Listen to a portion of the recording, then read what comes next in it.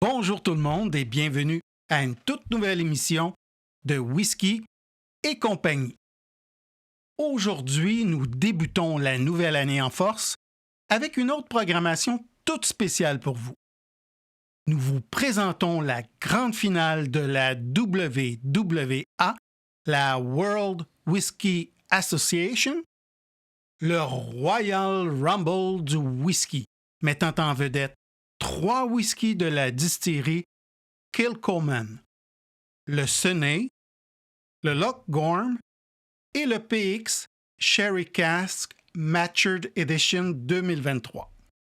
Dans les minutes qui vont suivre, nous allons faire la dégustation de ces 3 merveilleux whiskies de la distillerie de l'île d'Ayla. Une fois l'analyse des whiskies complétée, nous allons nous amuser à notre plus grand plaisir et nous prêter au jeu des comparaisons en mettant le Sunay, le Lochgorm et le PX Sherry Cask Matured Edition 2023 dans la même arène. Ça va être tout un combat, mon Didier. Écoute, une bataille que plusieurs attendent depuis longtemps. Moi aussi.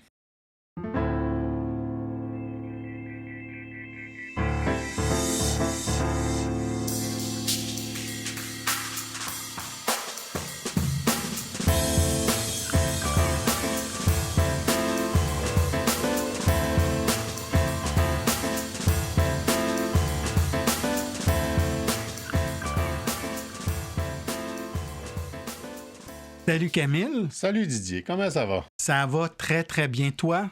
Super bien. Écoute, dans le contexte de notre bataille royale 2, Ouais. on va prendre quelques minutes pour présenter brièvement les 3 whiskies qui vont s'affronter dans l'arène aujourd'hui. Je te demanderai de commencer par le Sunay. Après ça, je vais présenter le Lochgorm et tu finiras avec le PX Sherry Cask. Sans problème. Commençons par le Sunay, qui est un whisky qui nous vient d'Ayla. Et c'est une distillerie que nous avons eu la chance de visiter lors de notre voyage en Écosse. Mhm. C'est un single malt là, qui va s'illustrer par le savoir-faire artisanal et agricole de cette jeune distillerie qui a été fondée en 2005. C'est un whisky emblématique, là, Ouais. très populaire. Qui est très, très savoureux aussi. Et qui se distingue par son équilibre là, entre des influences de tourbe, de fruits mûrs et de bois. Comme tu sais, le nom Sunay fait référence à une crique rocheuse près de la distillerie, soulignant le lien fort entre Kilchoman et son terroir insulaire. Ce whisky, c'est le fruit d'un mariage subtil entre 2 types de fûts. Il y a 70% qui vient de fûts de Xérès Oloroso et un autre 30% de fûts de Bourbon. Les deux ensemble lui confèrent une complexité aromatique unique. On le sent, hein? Ouais. Ce whisky va titrer à 46% d'alcool. Il est non filtré à froid et aucun colorant n'a été ajouté lors de sa fabrication. Comme pour tous les whiskies de Kilchoman. Ouais. Ce détail environ à 113,25 à la Société des alcools du Québec. En fait, parmi les 3 whiskies qu'on va goûter aujourd'hui, c'est le moins dispendieux des 3, puis de façon quand même assez marquée. Ouais. Le Lochgorm est un autre single malt de marque de la distillerie Kilchoman. Ce whisky, Camille, tire son nom du Lochgorm, qui est un lac tourbeux tout proche de la distillerie aussi. Puis, en quelque sorte, rend hommage à l'esprit sauvage et authentique de l'île. C'est une façon là, de souligner la géographie de la région. Ben, c'est une distillerie qui est quand même assez isolée. Un peu. Oui, en pleine campagne. Ouais. Puis, contrairement au Sunay, le Lochgorm est élaboré exclusivement à partir de fûts de Xérès Oloroso, donc pas de fût de Bourbon. Puis il se distingue par des arômes riches, un profil aromatique qui est fortement influencé par le caractère du sherry, mais aussi par la présence de la tourbe. Ouais. avec un titrage à 46 %, donc très satisfaisant, et une absence de filtration à froid, le Lockgorn conserve toute son intensité et sa texture soyeuse, principalement due à l'utilisation des fûts d'Oloroso. Ouais. Puis, ce que j'aime beaucoup de ce whisky, c'est son intensité, mais en même temps son aspect soyeux. Actuellement, le prix de détail est de 178,25 $ à la Société des alcools du Québec. Au niveau du PX Sherry Cask Mature, c'est une édition qui est quand même limitée de la distillerie Kilchoman, renommée pour son artisanat et son approche novatrice, comme on disait tout à l'heure. Et on a la version 2023 ici. C'est ça.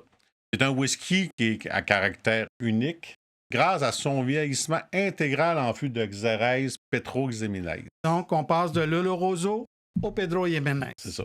C'est l'un des vins les plus doux et les plus riches d'Espagne. C'est un choix de fût qui confère au whisky une profondeur et une douceur luxuriante, tout en préservant le caractère tourbé qui est unique à Kilchoman.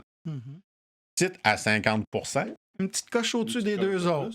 C'est une édition limitée qui incarne l'excellence et l'innovation de Kilchoman. Il est non filtré à froid et sans ajout de colorant. C'est un whisky qui préserve toute son authenticité. Son prix est un petit peu plus élevé. Il se détaille à 183,75 $. OK. Alors, la table est mise, si vous me permettez l'expression. On est prêt à débuter cette bataille royale, à goûter à tour de rôle à ces trois merveilleux whiskies.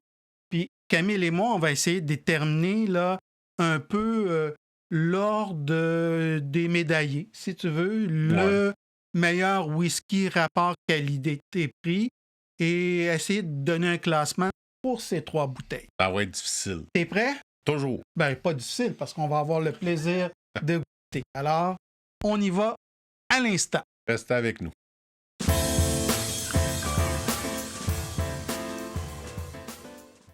Bienvenue à la bataille royale des Kilchoman. Tu es prêt, Camille?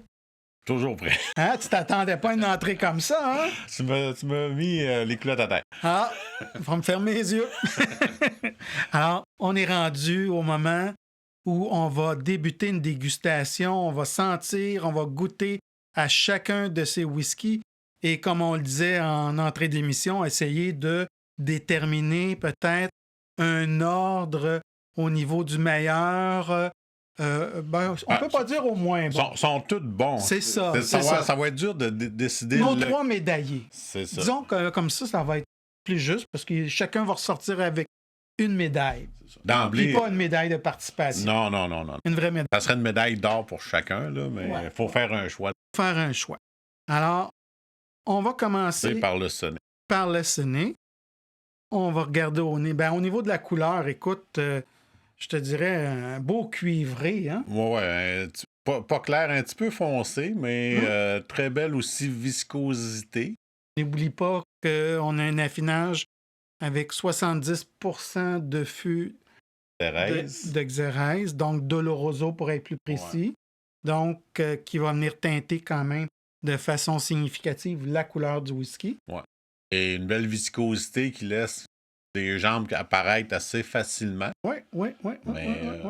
On était à 46%. Hein? C'est ça, un minimum. Ben, au nez, c'est sûr que le Kilchoman, c'est toujours le fruit qui va prédominer. On va sentir les fruits un peu là, noirs d'emblée. Les fruits séchés. Ouais. Comme raisin, date. Prune. Oui. C'est très prédominant.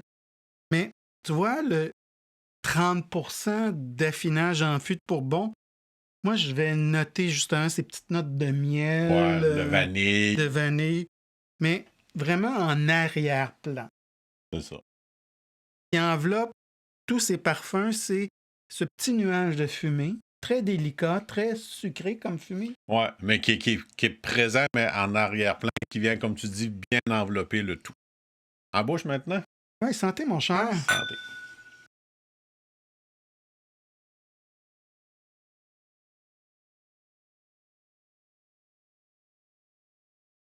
Quelle belle saveur. D'entrée de jeu, je sais pas toi, moi, c'est la fumée au départ.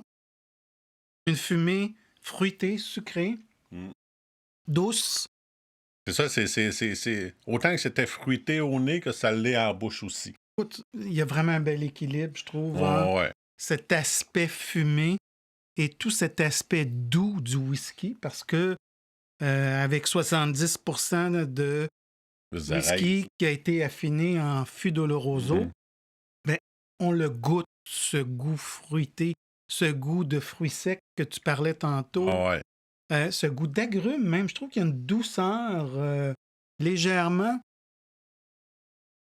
C'est un peu un amalgame de toutes sortes de choses au niveau des fruits, au niveau de la vanille, le miel de bruyère. Oui, parce que de gruyère... Non, c'est autre chose. C'est autre chose.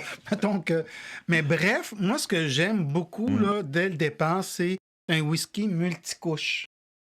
Clairement, on a d'un côté l'élément fruité, l'élément fumé de tourbe, mais au niveau de la couche fruitée, sucrée, il y a vraiment plusieurs niveaux. C'est ça. La fumée vient vraiment englober le tout.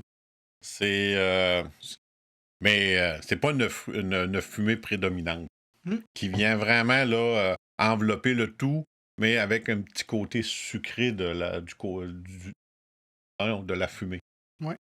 C'est une finale qui est modérée, voire longue peut-être, avec une fumée persistante, mais pas si intense que ça. C'est ça. Je trouve qu'il y a un petit caractère salin qui ressort pas très marqué, mais... En fin là, de bouche, là, mais oui, comme tu dis, c'est une finale qui est réconfortante, qui est présente, qui a le goût de revenir au verre, puis qui est très agréable en bouche. C'est comme avoir un restant de dessert en bouche. Oui. Mais est-ce que tu trouves que la fumée prédomine l'aspect fruité dans la finale ou tu les mets au même niveau, ces deux aspects? Je te dirais au même niveau parce que le côté fruité quand même reste présent en bouche, autant au nez, en bouche, mais en finale, elle est encore présente. Puis la fumée, comme qu'on dit, est aussi présente, mais elle est sucrée aussi. Donc, pour toi, il y a quand même un bel équilibre entre l'aspect fumé, tourbé et l'aspect fruité. Tu mets ça au même... Oui, c'est très équilibré comme whisky. Moi, je trouve que la fumée est un peu plus persistante, mais pas de beaucoup, là, honnêtement. Là. Je pense que ça tend vers un bel équilibre. Ouais. Mais écoute, je vais regoûter encore parce que c'est vraiment... Avant de passer au Lochgorn. Mais c'est quand même un très bon choix, là. Le Sané, là, c'est pour le prix, là, c'est vraiment délicieux. Ce que j'aime, c'est la complexité de ce spiritueux. Mais je trouve que par rapport à d'autres whisky d'Islay, c'est un whisky qui est moins coup de poing, qui est plus raffiné, plus délicat, plus dans la douceur que ses compères d'Islay. Ouais. Hein? Dans le sens que c'est pas un côté salin ou tourbé qui te reste jusqu'au lendemain matin. Là, c'est pour ça que la complexité est assez simple, parce que tu viens pas chercher le côté salin, fruité, fumé, plusieurs arômes qui viennent. Ça reste quand même assez simple à déguster et à savourer. Oui, je pense que il va être plus...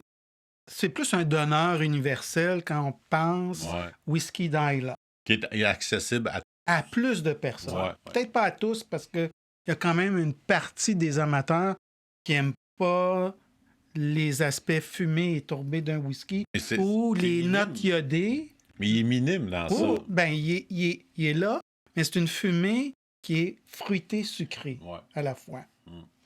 Donc, c'est moins feu de camp, là. C'est moins incendie. C'est pas un Octomore. Non.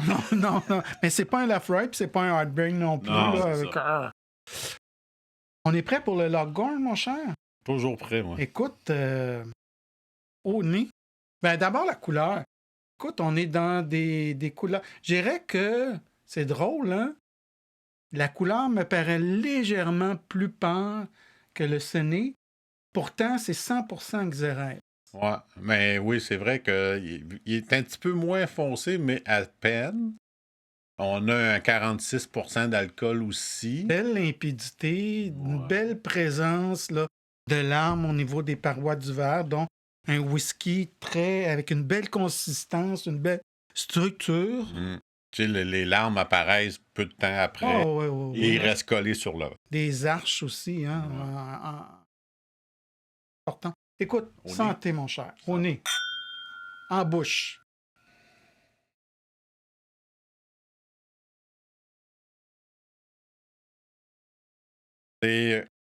Au nez, là, je vous dirais que c'est assez gourmand au niveau du fruit. Ça sent le fruit, le chocolat, ça sent la figue séchée. Ah, c'est vrai, on est au nez, là. Puis moi, j'ai... C'est trop vite. Je suis trop vite. Hey, désolé, mais honnêtement, ça fait longtemps que les verres sont devant nous, qu'on les sent. Hein, on a le droit à l'erreur. Vous acceptez l'erreur que je viens de faire. Alors, au nez. Au nez. Au nez. Hein? Puis la prochaine fois, un bon coup de coude, mon ami. Ouais, je voulais pas te faire mal. Comme d'en prendre, que c'est insinué. Mais revenons au nez. Oui. Mais c'est ça. C'est très sucré encore au nez dans un premier temps. Caramel brûlé. Trouves-tu un caramel qu'on fait chauffer un petit peu trop longtemps, là? Ouais. Oui. C'était l'élément salin, mais très délicat, iodé. Très délicat là, au nez. Qui est complice un peu avec les aspects fumés. Ouais. Mais c'est quand même une complexité au niveau du nez, contrairement au sané. Toi, tu trouves plus complexe. Ouais, au nez. Un petit peu plus. Un petit côté épice douce aussi qu'on va retrouver au nez. Ce qu'on retrouve pas, c'est justement l'impact des fûts de Bourbon, le côté vanillé. Ça, on l'a plus. On ne l'a plus dans le Lockgorn. Hey. On n'a plus ce côté caramel doux, mais on est plus dans un caramel brûlé. Ouais. Il a passé au feu un petit peu. Ouais. Pas intéressant. Quand même, c'est des parfums délicats, on s'entend. Ouais. Même si on parle de fumée, on parle de notes iodées, on parle de caramel brûlé qui peut comme être à la limite agressant. Mais c'est sucré. C'est brûlé sucré. Oui, mais c'est délicat, c'est tout en douceur, c'est rien de tonitruant, trop intense. Ben, qu'il commande, il n'y a rien d'agressant dans ça. Ben, en tout cas, c'est dans la finesse. C'est ça.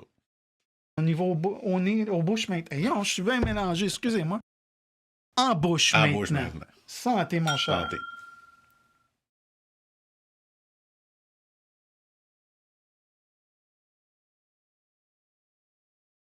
D'emblée, moi, c'est la chaleur des épices. Au départ.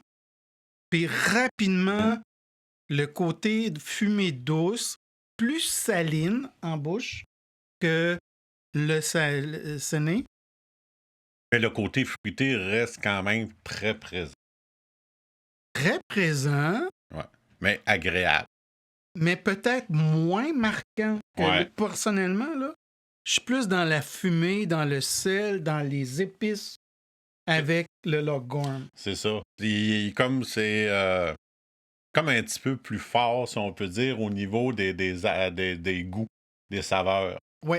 Plus prononcé. Oui, pas dans le sens au niveau de le titrage en alcool.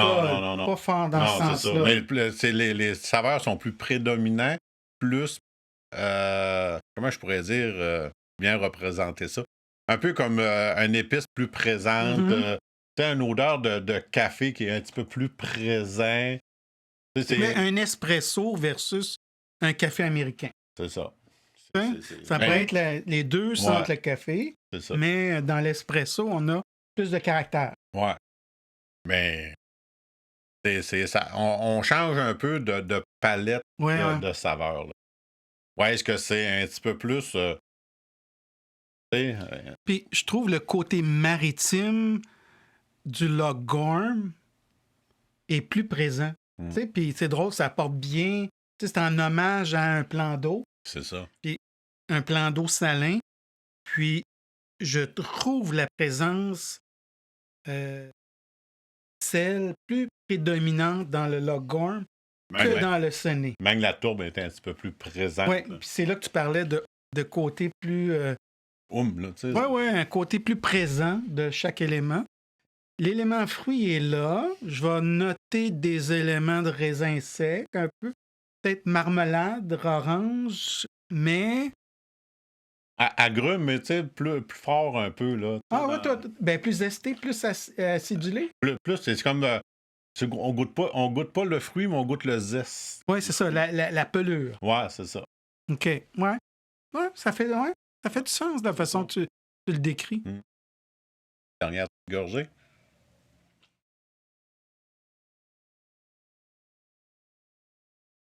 Niveau la finale, là, est quand même longue, chaleureuse, enveloppante.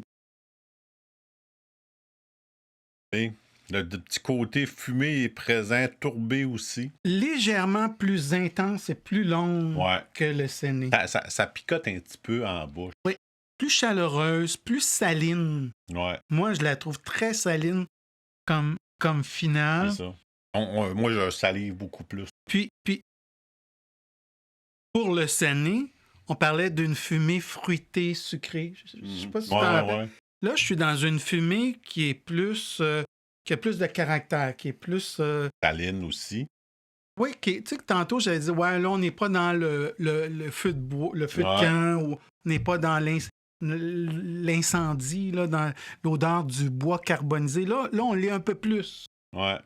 Puis... ça représente bien le nom, tu sais, c'est un lac tourbeux. Oui. Puis, tu sais, la bouteille, ils ont pris le noir pour l'étiquette. Puis je pense que c'est très représentatif de cet élément empyréumatique, ténébreux, mais plus intense de la fumée. Oui. Non, la fumée est beaucoup plus présente, mais elle n'est pas désagréable. On la sent, mais ça vient ajouter une couche de saveur qui est très agréable et qui se complète bien avec tout le reste. La finale, je l'ai encore, ça perdure, je vous dis, là, c'est du concentré, un Lockgorm à 46%. C'est merveilleux comme intensité des saveurs, la force de la finale. Puis, cet élément fruité, peut-être dans la finale, je le retrouve moins que peut-être je pouvais le retrouver dans le Séné. On le sent, mais c'est pas... Il est moins prédominant que dans le Séné. Oui, exactement. Puis il y a un côté plus chaud, hein? plus. On est dans l'abondance avec le Séné et pourtant on est dans le même degré d'alcool. On est deux bouteilles à 46, si je me trompe pas. Oui, c'est 46% les deux. Ça. Mais c'est pas le même fût. Non. Puis pourtant, on est dans un fût d'Oloroso, ici à 100%. Et là, on est à 70% d'Oloroso et 30% de Bourbon pour le Séné. Et on trouve quand même l'aspect fruité plus présent dans le Séné, même si on est juste à 30%. Mais le côté Bourbon vient, je pense, chercher le côté sucré beaucoup plus. L'aspect vanille, mais ça. Théoriquement, l'influence, la raison d'être de l'utilisation des fûts de Xérès, c'est pour amener ce côté raisin sec, côté date, côté fruits noirs séchés, puis ce côté plus épicé. Je retrouve clairement le côté plus épicé dans le Kilchoman Lockgorm, mais l'aspect fruité, il est présent, mais Un petit peu en arrière, là. En tout cas, peut-être moins dominant que dans le Sonnet. Ouais. Un whisky qui a du caractère. As-tu d'autres choses à rajouter sur le Lager? Non, on a fait le tour. On a fait le tour avec Allons-y. beaucoup d'enthousiasme, hein, je pense aussi. Ben, jusqu'à date, pour les deux, là, on va y aller avec une édition spéciale 2003. À 2023. 2023. Hey, 2003. Elle peut-être- n'existait pas. Non, mais ouais, la distillerie n'existait pas, effectivement. C'est une bouteille pas facile à trouver. C'est des éditions annuelles. C'est ça. Donc, avec un nombre de bouteilles beaucoup moins grand sur le marché que le Lagorn ou le Sonnet. Et à un prix plus élevé aussi. Oui, évidemment, la rareté faisant que la demande est peut-être plus grande et les prix plus élevés. Alors, la couleur, ben, elle se compare beaucoup au Lagorn. Un petit peu plus clair, je trouve, moi. Oui, tu trouves que des trois, c'est la couleur la moins intense? Ouais. Et pourtant, c'est un Pedro Jiménez. On devrait avoir une couleur un peu plus foncée. Mais tu sais, c'est quasiment semblable. On a les trois bouteilles. Oui, c'est vrai. C'est quasiment semblable. Mais devant une lumière, je la trouve un petit peu plus... On aurait dû peut-être mettre les trois devant la lumière avant et être plus en mesure d'être juste. Là. Mais c'est presque semblable. Il y a une petite différence, mais pas tellement. Écoute, je vois que le 50% d'alcool par volume paraît au niveau des parois du verre. Ouais, c'est un petit peu plus visqueux que les autres. Les jambes sont nombreuses et très fines. Ouais. Mais très nombreuses. Honnêtement, là, c'est un liquide qui montre une grande viscosité. On voit la finesse de ce whisky. Ah. Le nez et la bouche. Nous le dira. Oui. Alors, au nez. Oh! Oui, monsieur. Oh, on est ailleurs, là. Déjà, en partant, là, on est ailleurs. On est dans la douceur du fruit, tu trouves pas? Dans la douceur du Pedro Jiménez. Ouais, c'est très... Et un très bel équilibre, là, au niveau des saveurs fruitées, du raisin sec, des figues, des dattes aussi. Oui. On a un soupçon de miel, peut-être, ou un liquide sucré, peut-être une vanille sucrée, caramel sucré, mais on est dans un élément de douceur beaucoup plus présent. Ouais. Le Lagorn, rappelle-toi, on était dans la fumée dès le départ. Ouais. C'était plus, lui... Oui, alors que lui, c'est tout en douceur, tout en fruits, tout en... Il y a côté mielleux. Côté... c'est une petite douce fumée, là, qu'on retrouve très doux. Oui, je te dirais de beaucoup moins intense que le Lagorn. Un peu dans la même catégorie que le Sonnet. Oui. Même, je dirais, à la limite, moins fumé que le Sonnet, mais peut-être ma mémoire me joue des tours, là. Je dirais plus agréable. À cause de cet élément fruité qui est plus dominant, là. Ça. Parce que le Pedro Jiménez, on le sait, c'est un vin qui est très sucré, très coloré, très doux. Ça veut dire que les fûts vont transmettre tous ces arômes-là. Exactement. Puis ça va amener un whisky beaucoup plus doux, beaucoup plus fruité. Vraiment, là. Il y a une petite odeur chocolat noir qui vient ou que je viens de percevoir. Donc, c'est encore un élément doux, sucré au nez. Côté amertume aussi, au niveau de des... Oui, bien si on est dans un chocolat noir, c'est logique ce que tu amènes, là, ce côté un peu plus amer. Capable d'attendre, moi, en bouche. Ben, écoute, content que tu me dis, parce que le nez est accrocheur, mais la bouche, j'ai bien hâte d'y goûter. Hey, à notre plaisir, mon cher, à votre plaisir. Merci d'être là en passant.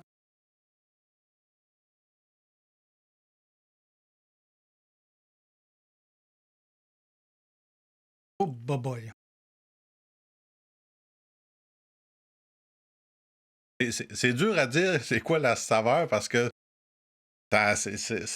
c'est comme un feu d'artifice de saveur en bouche, là. Moi, j'ai encore... C'était... Ouais, pour le Longhorn,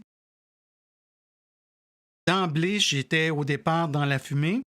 Lui, je vais être dans le fruit. Ouais.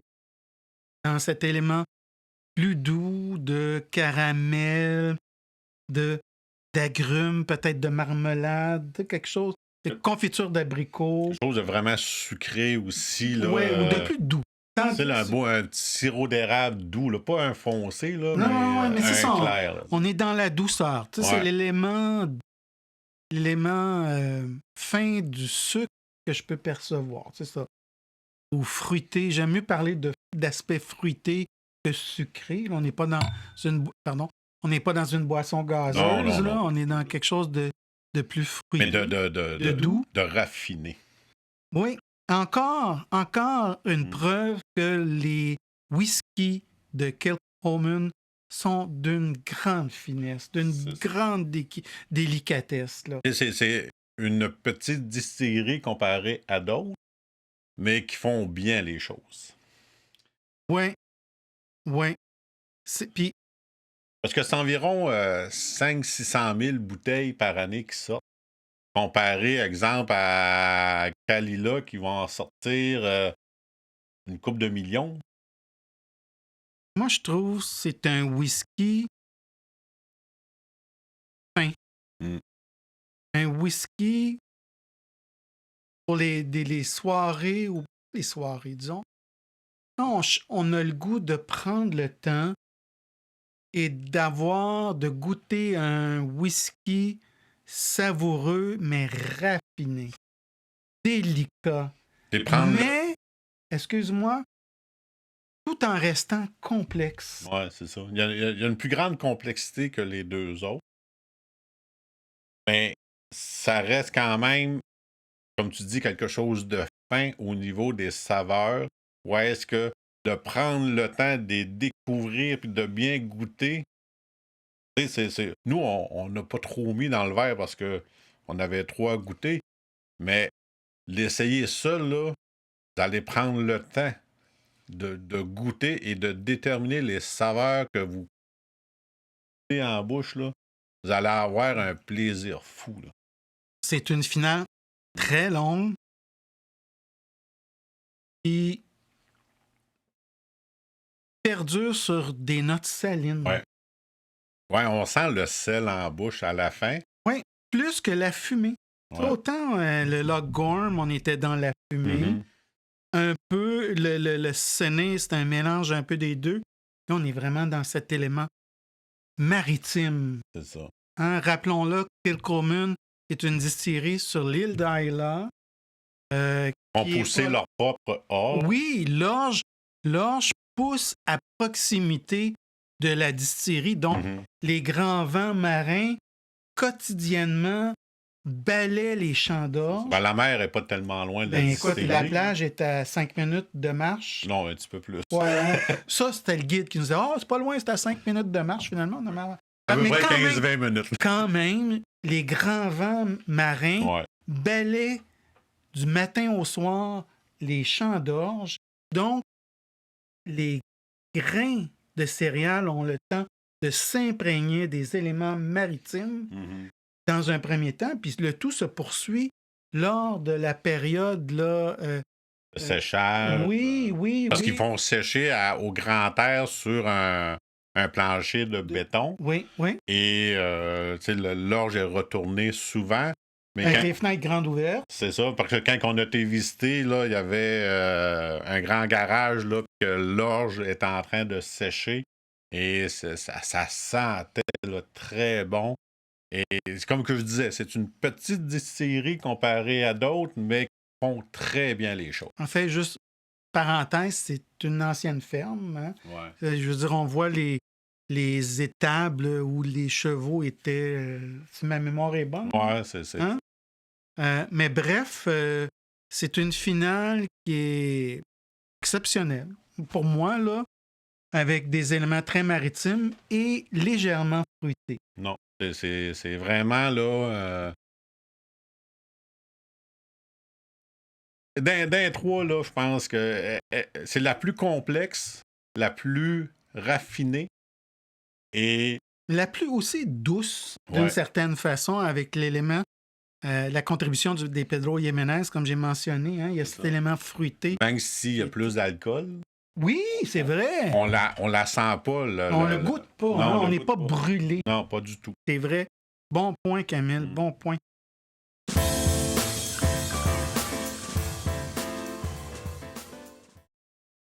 Écoute, c'est maintenant l'heure de se prononcer. Ouais. T'as quelqu'un qui te demande, Camille, tu sais, t'étais à la Société des alcools. Il dit, hey, toi, je te connais, je t'ai vu dans les vidéos de Whisky et compagnie. Je veux m'acheter un Kilchoman. Lequel tu me recommandes? Faut prendre le PX. Ah ouais? Le Sherry. Selon le budget, là, mais dans les trois, c'est lui le meilleur, le plus complexe. Dans un deuxième temps, j'irais avec le Lock. Et... Le Gorm? Ouais, et dans un troisième temps, le Sané. Mais, tu sais, n'importe quel des trois, il est bon. Mais j'ai fait mon choix. OK. Mais c'est dur de dire, mais ça dépend un peu qu'est-ce que vous recherchez. Je suis chanceux, il me reste un petit fond. Ouais, mais moi, j'ai tendance à vider mes verres.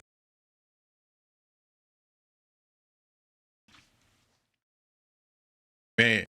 Moi, c'est entre les deux, j'hésite, là. C'est ça. Lui, avec la bête à Séguin, là, c'est extraordinaire, là. OK.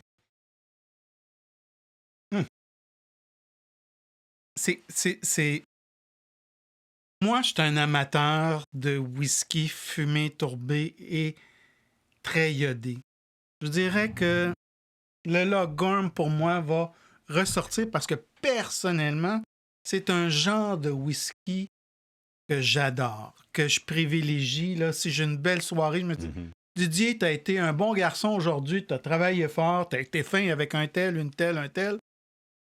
Tu mérites un bon petit verre. C'est le petit côté salin qu'il vient de chercher. Salin, mais la fumée douce, sucrée. Parce que c'est trois produits fins, donc aucun des trois produits va me décevoir. Donc moi, personnellement, si j'ai un verre à me verser, je vais y aller avec le Lockgorm. Deuxième choix.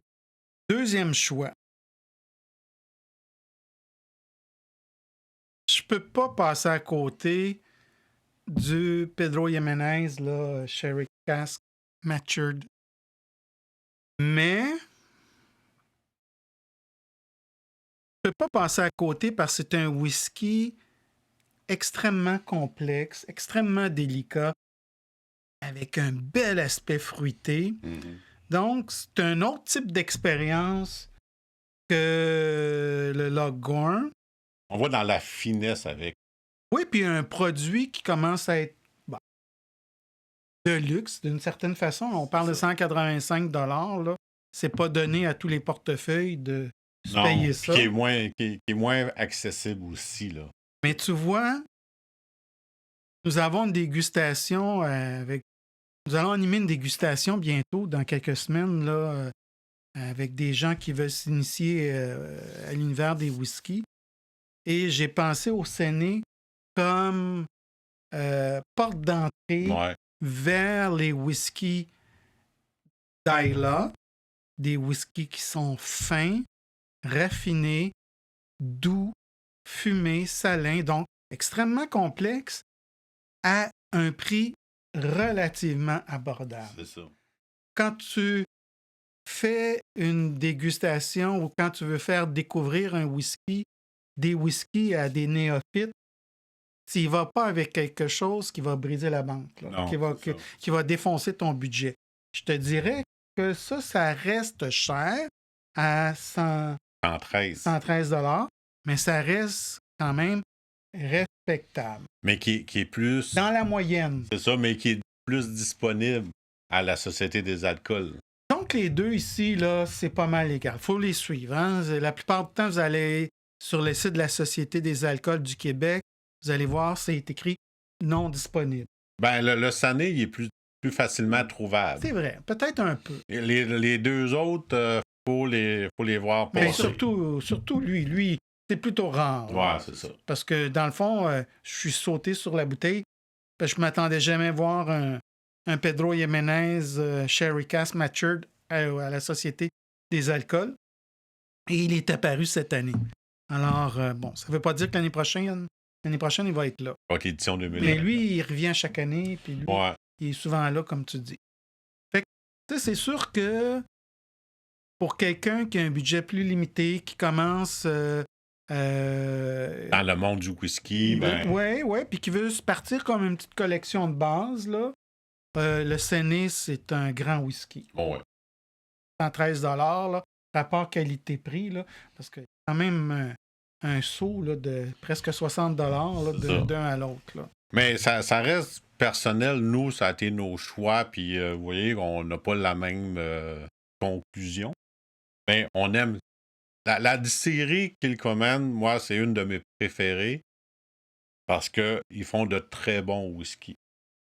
Et c'est une très belle distillerie. Oui, puis c'est une distillerie qui est encore familiale. Il n'y en a plus beaucoup là, en Écosse. Là. Non, souvent, c'est des grosses entreprises. On pense à Diageo, on pense à Bacardi, qui possèdent plusieurs distilleries. Ça reste encore une petite PME du whisky. Puis qui font pousser leur propre orge. Ça aussi. Ça, c'est très, très rare. De plus en plus, il y a seulement 2 à 3 distilleries qui font pousser leur orge. Ils font pousser leur orge et ils fument eux autres mêmes leur orge. Alors, comme on voit, tu dis qu'on s'entend pas, mais oui, on s'entend au moins sur une chose, c'est que c'est 3 whiskies merveilleux. C'est une distillerie à découvrir.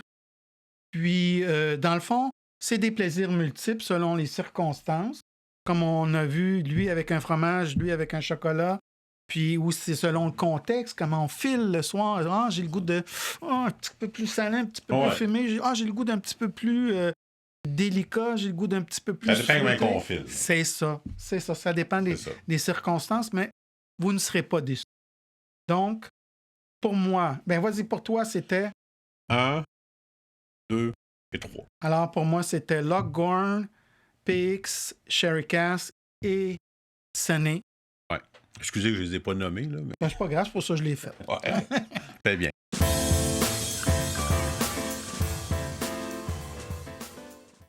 Un grand merci de nous regarder et de nous écouter. C'est tellement apprécié. Et n'oubliez pas de nous faire un petit pouce dans les airs pour vous abonner et nous encourager. Ou un pouce vers le bas si vous trouvez qu'il y a des choses sur lesquelles on doit s'améliorer. Et pour ça, laissez-nous un commentaire sur notre site Internet et ça va nous faire plaisir de vous lire et de vous répondre. Et si vous avez aimé cette bataille royale 2 aujourd'hui, nous invitons à aller consulter notre site web pour avoir un résumé de cette analyse de ces 3 whiskies d'aujourd'hui de la distillerie Kilchoman. Alors, vous pouvez aller nous visiter à l'adresse suivante, whiskycompagnie.com. Sur ce, nous vous souhaitons une excellente semaine et nous avons bien hâte de vous revoir pour une prochaine émission de Whisky et compagnie. Bonne semaine à tous Merci et à beaucoup. toutes.